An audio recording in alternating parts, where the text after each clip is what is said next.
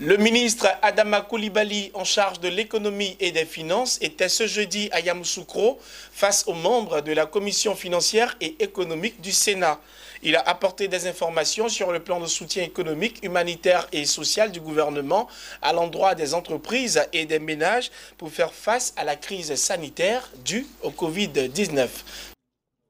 Le ministre de l'économie et des finances, Adama Coulibaly, à Yamoussoukro pour éclairer et s'expliquer face au Sénat. Ce jeudi, précisément, les sénateurs de la Commission des affaires économiques et financières. Circonstances du Covid-19 obligent, seulement 40 sénateurs étaient physiquement présents.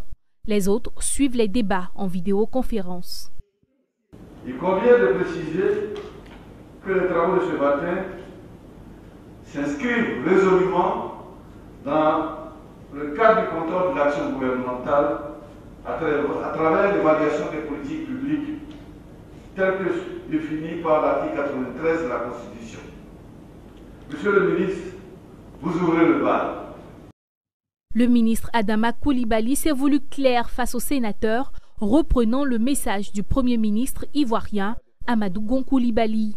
La croissance économique estimée à 7,2% pour l'année 2020 serait réduite de moitié à 3,6% dans l'hypothèse d'une maîtrise de la pandémie fin juin. Le ministre de l'économie et des finances a rassuré toutefois quant au soutien sanitaire, social et économique du gouvernement suite à l'impact négatif du Covid-19.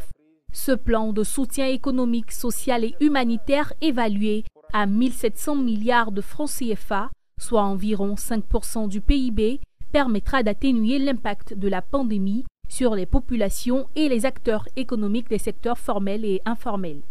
1 700 milliards de francs CFA qui visent non seulement à faire face aux effets immédiats de la crise, mais aussi à préparer l'après-crise en offrant des leviers de relance de notre économie à la fin de la crise.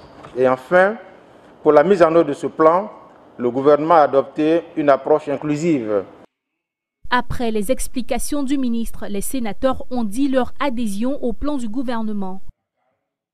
Ce que je retiens, c'est que les choses sont en train de se mettre en place à situation exceptionnelle, moyen exceptionnel.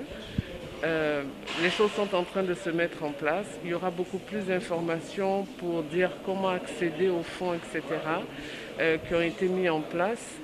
Et ce que je retiens, c'est que l'objectif, c'est vraiment de préserver les emplois et de favoriser une relance de l'économie.